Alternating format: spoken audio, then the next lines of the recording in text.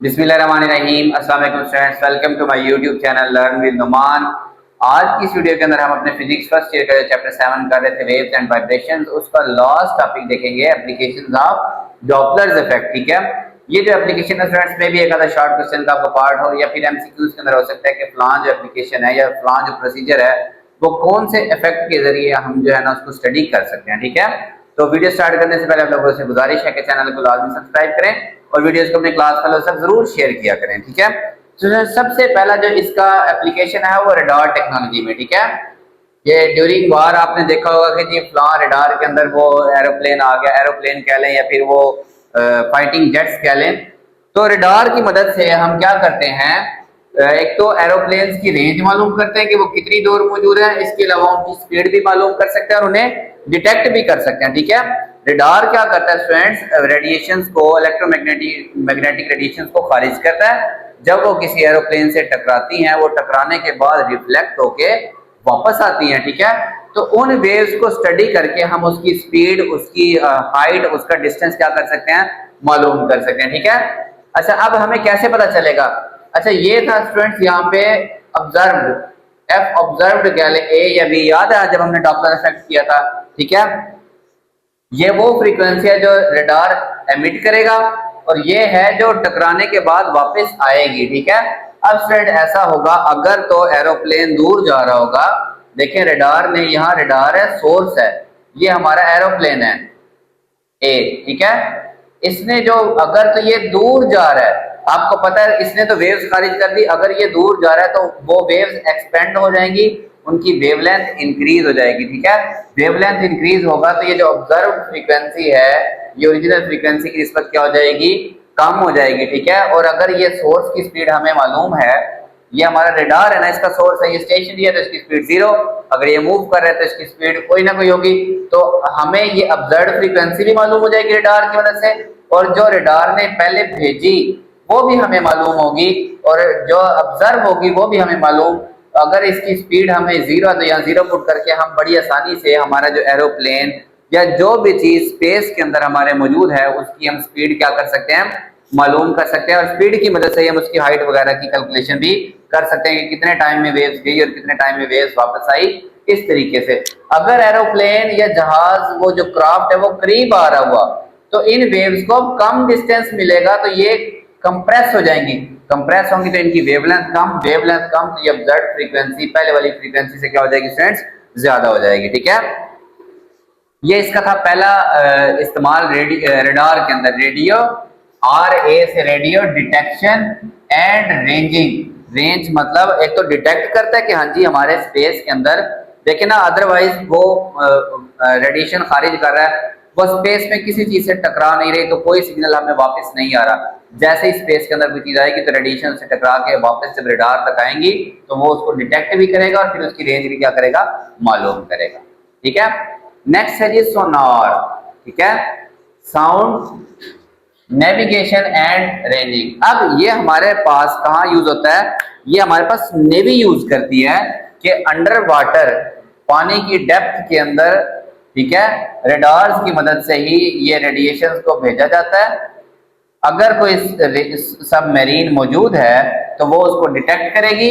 ठीक है, और डॉपलर, अगर वो सबमरीन उससे दूर जा रही हुई तो आपको पता है फ्रीक्वेंसी कुछ और ऑब्जर्व हो रही होगी, अगर सबमरीन उनके करीब आ रही है तो उसकी फ्रीक्वेंसी कुछ और ऑब्जर्व होगी। डॉपलर इफेक्ट आपको स्टडी करना पड़ेगा इस काम के लिए। ठीक है, तो ये बेसिकली सोनार की मदद से भी अंडरनीथ वाटर मौजूद चीजों को डिटेक्ट किया जा सकता है, उनकी डेप्थ मालूम की जा सकती है, इसके अलावा उनकी स्पीड मालूम की जा सकती है। जब आपको डेप्थ भी पता और स्पीड भी, तो फिर आपने जब मिसाइल फायर करना होता है तो आपको पता है कि वो उसकी स्पीड क्या है, तो वो जितनी देर में जहां पहुंचेगी, फर्ज करें अगले 10 सेकंड में कहां पहुंचेगी, वहां पे आप क्या करते हैं, फायर करने की ट्राई करते हैं। ठीक है, रडार स्पीड ट्रैप। अच्छा ये वो है जो मोटरवे के ऊपर इस्तेमाल होता है कि माइक्रोवेव रेडिएशंस के पल्सेस खारिज करते हैं वेव्स। ऐसे कार आ रही होती है सामने से, ठीक है, ये कार जब इससे, ये कार से टकराएंगी तो रिफ्लेक्ट होंगी, रिफ्लेक्ट होने पे ये यहाँ पे दोबारा इनको डिटेक्ट किया जाएगा। अगर तो कार आपको पता है करीब आ रही होगी, तो जितनी कार की स्पीड ज्यादा होगी तो ये वेव्स उतनी ही कंप्रेस होंगी, इनकी वेवलेंथ उतनी ही कम और ऑब्जर्व फ्रीक्वेंसी उतनी ही ज्यादा। तो फ्रीक्वेंसी को ऑब्जर्व करके ये जो मोटरवे पुलिस है ये कार की स्पीड का क्या करते हैं, अंदाजा लगा सकते हैं। ये भी बड़ी इंपॉर्टेंट इसकी क्या है, एप्लीकेशन है। ठीक है, सैटेलाइट नेविगेशन एंड कम्युनिकेशन। अच्छा ये मैं स्किप कर गया। इन एस्ट्रोनॉमी, ये बड़ा इंटरेस्टिंग टॉपिक है, एस्ट्रोनॉमी में इसका इस्तेमाल कैसे होता है। ठीक है, तो ये आप समझें कि लेट्स सपोज कोई स्टार या कोई गैलेक्सी है, उससे लाइट की वेव्स आ रही हैं। ठीक है, अगर तो वो स्टेशनरी है तो फिर आपको पता है स्टेशनरी है तो ऑब्जर्व फ्रीक्वेंसी एक टाइम पे भी उतनी होगी, नेक्स्ट टाइम पे भी उतनी ही ऑब्जर्व फ्रीक्वेंसी होगी। तो एक खास रीजन में वो लाइट को एमिट करेगा। लेट्स सपोज वो येलो में एमिट कर रहा है। ठीक है, ये बात करें हम स्टेशनरी स्टार की या गैलेक्सी की। अगर तो वो गैलेक्सी हमसे दूर जा रही है, ये देखिए ये मैंने बनाया कि यहाँ पे हम है और वो हमसे दूर जा रहा है स्टार या फिर गैलेक्सी। जब दूर जाते हैं स्टूडेंट्स, ये मैंने पहले भी बताया, जब ऑब्जर्वर या सोर्स एक दूसरे से दूर जा रहे हैं, ये सोर्स है और ये ऑब्जर्वर अगर दूर जा रहा है, पहले ऑब्जर्वर था यहाँ पे, अब ये दूर जा रहा है, तो बेसिकली जो वेव्स इतने एरिया में आनी थी 3 या 4, उनको अब इतना स्पेस अवेलेबल है तो वो वेव्स एक्सपेंड हो जाती हैं। ऐसे एक्सपेंड होंगी तो इनकी वेवलेंथ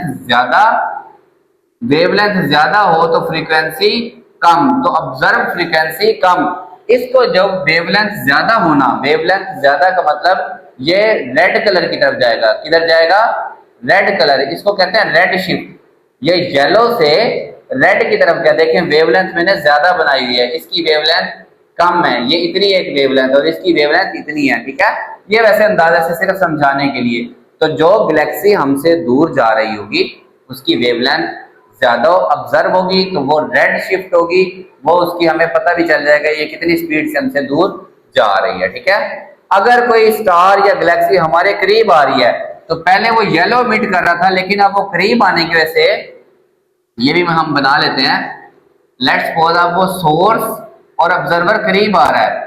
ठीक है, तो 1 2 3 4, पहले अब इन 4 वेव्स को कम स्पेस मिला तो वेवलेंथ कम और फ्रीक्वेंसी ज्यादा। कम वेवलेंथ का मतलब ब्लू शिफ्ट, किधर शिफ्ट होती है, ये ब्लू कलर की तरफ शिफ्ट होगी। ये मैंने ब्लू की तरफ इसको बनाया है। इसकी वेवलेंथ देखें, पहले यहाँ पे 2 वेव्स थी, अब उतने एरिया में 1 2 3 वेव्स तकरीबन हमने यहाँ पे बना दी। ठीक है, इसको कहते हैं ब्लू शिफ्ट। अगर कोई गैलेक्सी हमारे करीब आ रही हुई तो हम उसकी स्पीड का अंदाजा लगा सकते हैं और डिस्टेंस का अंदाजा भी लगा सकते हैं। ठीक है स्टूडेंट्स, नेक्स्ट है student satellite navigation and communication. ये रडार स्पीड ट्रैप तो मैंने आपको पहले समझा दिया कि सैटेलाइट्स की भी इसी तरह से नेविगेशन और कम्युनिकेशन की जाती है। देखें हम सैटेलाइट्स के साथ अगर प्रॉपरली कम्युनिकेट करना चाहते हैं तो हम बेसिकली वेव्स भेज रहे हैं।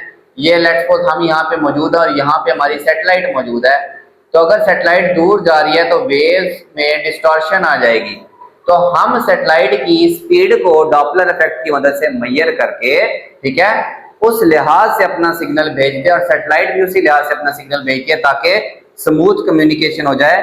तो बेसिकली डॉपलर इफेक्ट की मदद से हम उसको नेविगेट भी करते हैं, उसका डिस्टेंस, उसके जमीन से हाइट वगैरह कैलकुलेट करते हैं। दूसरा उसकी स्पीड भी हम कैलकुलेट करके उसी हिसाब से सिग्नल भेजते हैं ताकि हमारी कम्युनिकेशन क्या रहे, स्मूथ रहे। ठीक है, नेक्स्ट देखें। अच्छा, नेक्स्ट जो स्टूडेंट्स डॉपलर इफेक्ट के यूज हैं वो इकोकार्डियोग्राफी के अंदर है कि ये ब्लड की स्पीड, ब्लड दिल से दूर जा रहा हो या दिल की तरफ आ रहा हो तो डॉपलर शिफ्ट की मदद से उसकी स्पीड को मेजर करेंगे। फिर एक प्रोसेस होता है स्टेनोसिस या फिर रिगर्जिटेशन। ये क्या होता है कि अगर आपके पास कोई फूड है, फूड पार्टिकल, वो विदाउट एनी डाइजेशन वैसे ही कहीं पे ट्रैप हो जाता है, ठीक है, तो उस प्रोसेस को रिगर्जिटेशन कहते हैं। तो ये उसको भी डिटेक्ट करता है कि किस पॉइंट के ऊपर वो चीज कितने डिस्टेंस पे मौजूद है। ठीक है, डॉपलर अल्ट्रासाउंड भी इसी तरह ही है स्टूडेंट्स। ये भी स्टूडेंट्स ब्लड की स्पीड और वेस्कुलर ऑक्लूजन, ठीक है, या स्टेनोसिस, यानी कि अगर कहीं वेन्स में हमारे वेन्स के अंदर कहीं पे कोई ब्लॉकेज आ जाता है उसको डिटेक्ट करने के लिए हम डॉपलर इफेक्ट का सहारा लेते हैं। ठीक है स्टूडेंट्स, तो ये बेसिकली प्रॉपर्टीज आपने एक बार जरूर सुन लेनी है, उसके बाद जब आप बुक से रीड आउट करेंगे तो आपको बड़े अच्छे से समझ आ जाएगी। ठीक है, तो वीडियो को जरूर लाइक करें, चैनल को जरूर सब्सक्राइब करें और क्लास फेलोज के साथ जरूर शेयर किया करें। अल्लाह हाफिज फ्रेंड्स।